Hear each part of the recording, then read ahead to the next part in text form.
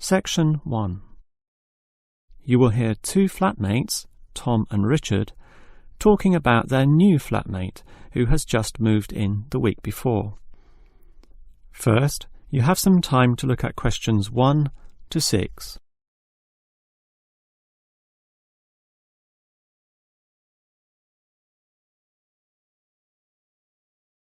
You will see that there is an example that has been done for you. On this occasion only, the conversation relating to this will be played first. Hi, Richard. I'm glad I caught you here. Can I just talk to you about something? Our new flatmate, Anders, is not quite what I had hoped. I was wondering if you shared my concerns about some of his behaviour. The new tenant's name is Anders, so Anders has been written in the space. Now we shall begin. You should answer the questions as you listen, because you will not hear the recording a second time. Now listen carefully and answer questions 1 to 6. Hi, Richard. I'm glad I caught you here. Can I just talk to you about something? Our new flatmate, Anders, is not quite what I had hoped. I was wondering if you shared my concerns about some of his behaviour. Yes, Tom, I know what you mean, but we can't be entirely negative. He has good points. I mean, at least he's quiet.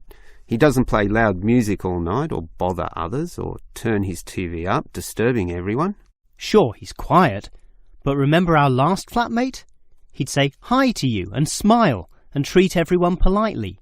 In comparison, this new guy is very impolite. He just grunts in reply and sometimes ignores me altogether. I guess that's just his way. You know, just his character. I don't think he realises he's being impolite, and it shouldn't matter to us too much. We can just ignore him too and quietly live our own lives. But his friends are hard to ignore when they visit. I know what you mean, but how often does that happen? I rarely see them, maybe once or twice a month.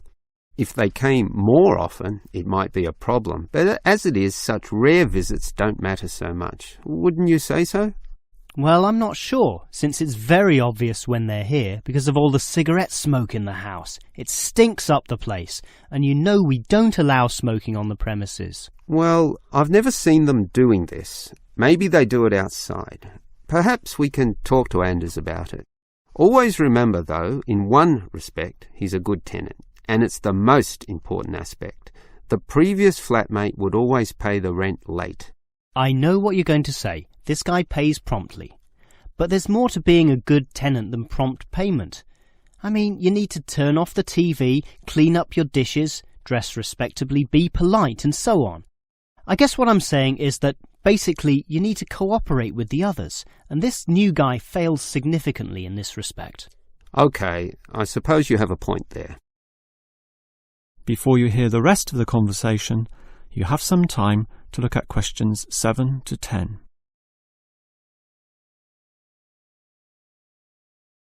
Now listen and answer questions 7 to 10. I tell you what, Tom, why don't we talk to our new flatmate, Anders, about these issues? If we throw him out, we'll have to go to all the trouble of finding another flatmate, who might not necessarily be much better. So, let's give the current guy a chance. Here, I've got a piece of paper, so let's make a short list of issues to discuss with him. Get it out into the open. Sure, we'll give him one more chance. So, write communication, and let's tell him to... Well, we can't change a person's personality overnight. So why don't we have a weekly tenants meeting, and we can just ask him to attend. That way, we can get to know him better.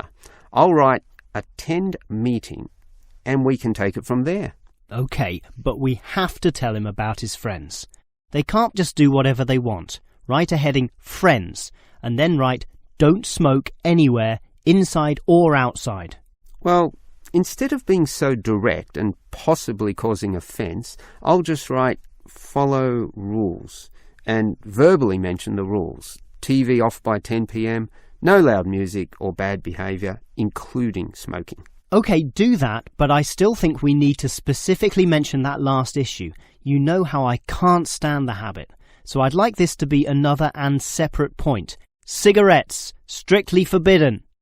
And it's important to include the strictly here. We can't pussyfoot around too much. Sometimes directness is necessary. OK, I'll write that. Forbidden. OK. And what about cleaning duties? Anders is a little too relaxed about that. Dishes are sometimes not washed, dirty teacups are left around the place, and so on. So, right, must do better. Yeah, again, Tom, he might take that personally and it could cause a scene.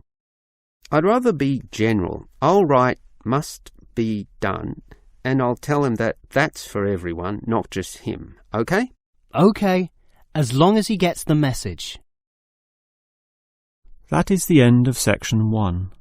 You now have half a minute to check your answers.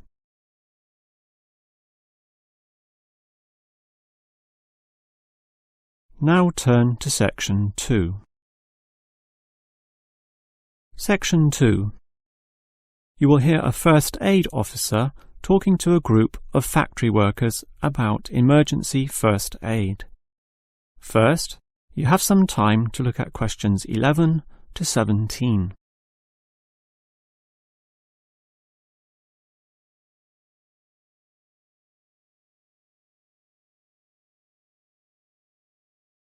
Now listen carefully and answer questions 11 to 17.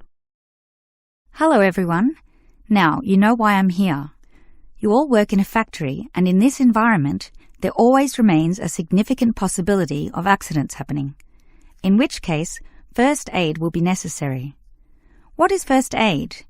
It is the provision of emergency on-site care when an injury occurs, and it is essential for everyone to know, if only simply, the steps which must be followed. There are, of course, minor injuries which may happen, not needing further medical care beyond the intervention of the first aider, but you can never be sure. Thus, the following steps must always be followed. These can be abbreviated to the words Dr. A, B, C. In other words, D, R, A, B, C. The D stands for danger, and that's the first issue to keep in mind. When an accident happens, immediately ascertain that the environment is safe. That, for example, nothing else will fall or break or cause accidents. If you, the first aider, are also injured, the problem is even worse. The R stands for respond. You must then ascertain the best response. Once all the danger has been eliminated and the distress calls sent out, the appropriate action is, obviously, to help the injured party. All right, that leads to A, which stands for airway. In order to stay alive, all people need to have an open airway to allow breathing. A conscious person will automatically clear their own airway. But if unconscious, this may not happen. The brain is stopped or hindered from properly directing the body, and, obviously, in the worst case, death can result. For this reason, the injured person is normally put into the recovery position. Placed on the side, tilting the head back and ensuring that there are no blockages in the mouth. To free any such blockages, the back can be slapped or the chest compressed, allowing anything to be spat out. Now that the airway is free, check for B, or breathing. If breathing is not happening or is irregular, the first aider may have to assist with what is technically known as cardiopulmonary resuscitation, or more commonly, CPR. This involves breathing for the patient through mouth-to-mouth contact, while periodically massaging the heart through compressions to the chest. This combination allows blood and oxygen to flow around the body, keeping the patient alive, hopefully until medics, such as doctors, advanced first aiders, or ambulance staff arrive. Before you hear the rest of the talk, you have some time to look at questions 18 to 20.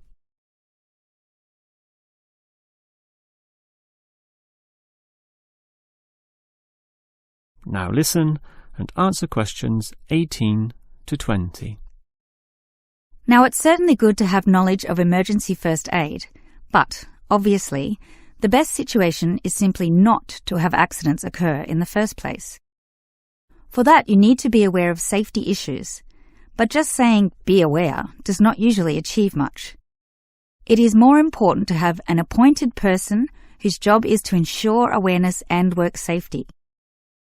Safety inspections would obviously be part of their job, whereby they can make sure, for example, that the first aid boxes are fully equipped. Another idea is to put posters on the walls, but, interestingly, research has proven that these tend to be ignored, becoming just part of the wallpaper, seen but not put into practice.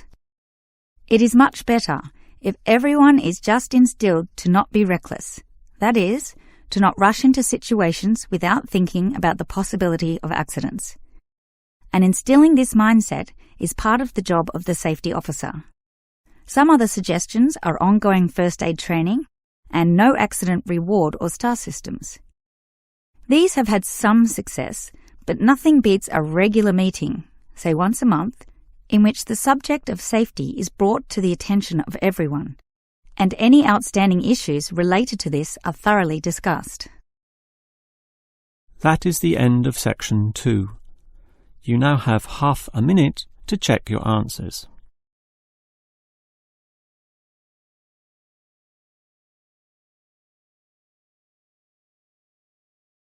Now turn to section 3.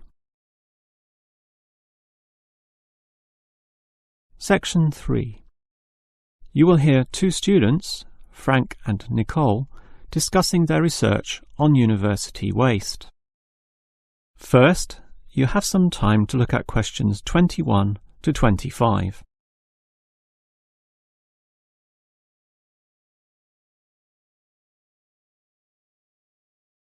Now listen carefully and answer questions 21 to 25. Hi, Nicole. As you know, we've got to decide on the best ways this university can reduce its waste. You inspected the eastern campus and I did the western buildings.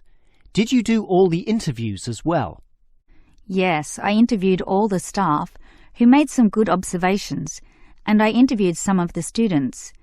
The students said little that was interesting. They don't seem to care that much. It was the cleaners, surprisingly, who revealed the most relevant facts. That's not surprising to me.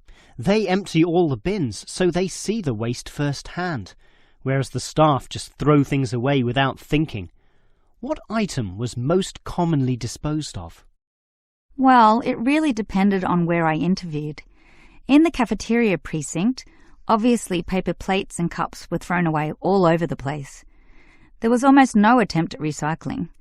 However, across the university in general, it was paper copying that filled up most bins, far more than plastic or other forms of waste. Do people care about this, then? Well, some do, if you can believe them. I must have interviewed about 30% of customers in the cafeteria, and the results were mixed. Out of all the people I interviewed, well over half, maybe about 55% of them, were quite honest about it, telling me that they had little concern. The other fraction, 45%, were more troubled. Yes, but do they do anything about it? Surprisingly, quite a significant percentage do something, even if they aren't particularly concerned. I mean, small things. About 10% bring their own cups to the cafeteria, for example, and at least 1/3 said they use recycling bins. So, in total, it's an equal split between those who do something or those who don't. So why do so many people remain inactive, particularly over an issue they should care about more? I think they do care, and many of them are prepared to do something. Obviously, there's an element of laziness, but I'd say that it's relatively small. If they knew what to do, and if stringent systems existed, or if the importance of this was made clearer to them, I'm sure you'd see a much larger percentage of people actively working towards helping our environment. Well, there's cause for optimism at least. Before you hear the rest of the conversation, you have some time to look at questions 26 to 30.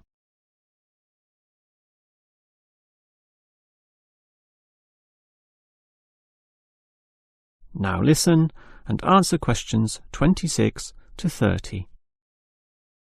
Clearly then, there's a significant waste of paper here at this university, so I've worked out one practical suggestion which could help reduce it, specifically the waste from the excess photocopying. Let me hear it then.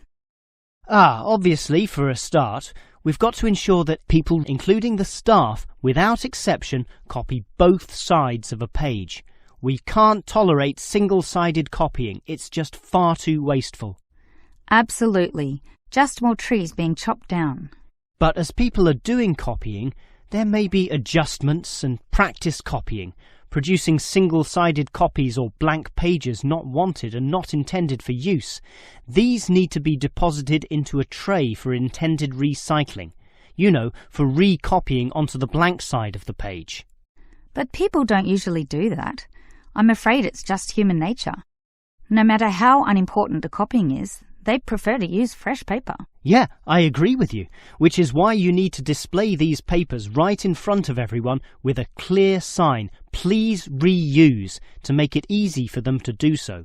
They still won't do it. I know. That's why you take some of these papers and regularly stack them inside the copier in a special tray once a day, say in the morning. Well, that's getting better, making it easier for them to use the paper. But still, I'm afraid many won't. That's why you allow everyone to select this tray when copying. You distribute numbers or codes to every person, giving them special access to this recycling tray. Every time they use papers from this, it's tallied up to their account. I know I'm sounding a bit negative, or even cynical here, but why should they bother using that tray? Because the person who does the most copying from this recycling tray gets, say, a cinema pass or lottery ticket or some other sort of reward. Ah, right. Now that's a system which might just work. Let's trial it in the office and see what happens. That is the end of section 3. You now have half a minute to check your answers.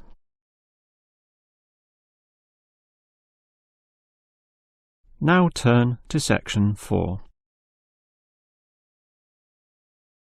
Section 4. You will hear a lecturer discussing techniques for removing carbon dioxide from the atmosphere. First, you have some time to look at questions 31 to 33.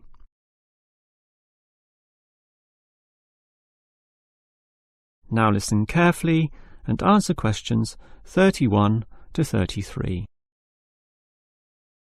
We all know about the role of carbon dioxide in causing global warming. Obviously, society needs to reduce the release of carbon dioxide, otherwise known as CO2. This gas comes from the burning of fossil fuels, such as coal and oil, and it is virtually impossible for society to prevent or even limit such activity. Our need for energy and power is just too great. Instead, a more practical idea is to collect the carbon dioxide from the burning process, for example, directly from the chimneys of power stations, and somehow prevent this gas from being released into the environment. To do that, you need to store it somehow, and that has to be essentially forever. It is perhaps for this reason that many believe that, rather than storing the carbon dioxide as a gas, it is better to react it with metal oxides, such as magnesium or calcium, which results in the formation of a hard carbonate material. The gas is, in effect, turned into a stable and unreactive solid, which can simply be dumped anywhere. This process actually occurs naturally, although very, very slowly, and is one cause of the surface limestone in the world. But this slow reaction speed is the problem. Even when enhancing this process through high temperature and pressure, or pre-treatment of the mineral, it is still far too slow to be economical. One other technique which has been suggested is to pump the gas to the bottom of the ocean, where it would react with compounds in the seawater, forming carbonic acid. However, this alternative has now been ruled out. The CO2 may be removed from the atmosphere, but the high oceanic acidity which would result raises its own set of problems, mostly with all the delicate life and the intricate food chains in the seawater, some on which we ourselves depend, and that's something which no one wants to experiment with. Before you hear the rest of the lecture, you have some time to look at questions 34 to 40.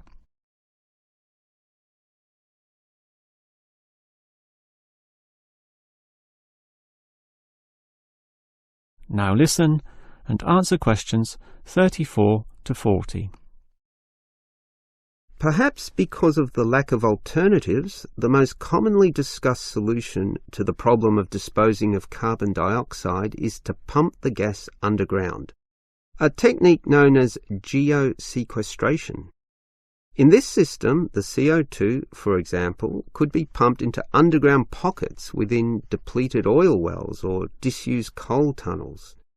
This carries, however, three serious disadvantages, namely the risk of leaks, the considerable costs involved, and finally the unproven effectiveness. Let us look at those three disadvantages in detail. Firstly, there is the risk of leaks.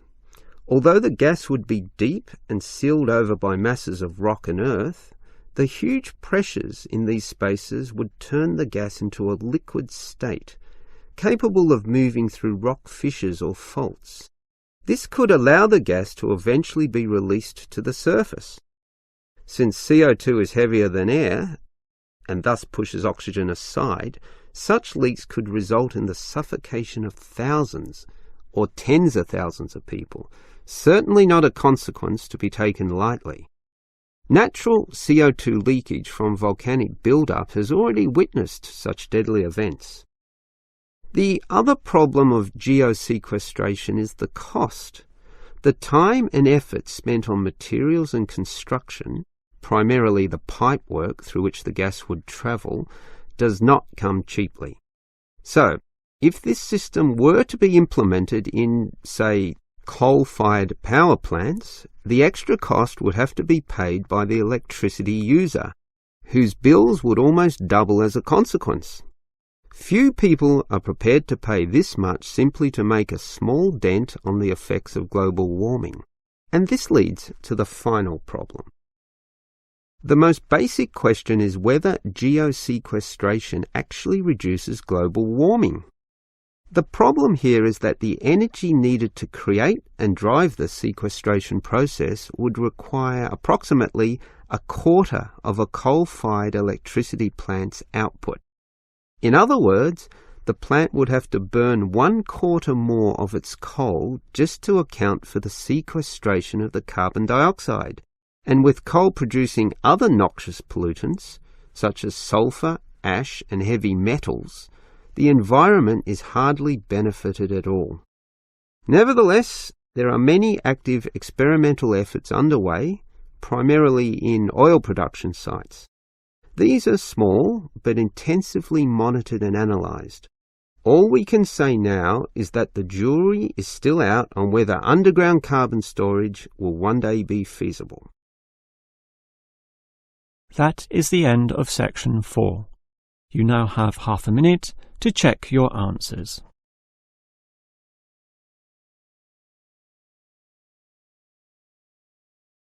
That is the end of the listening test.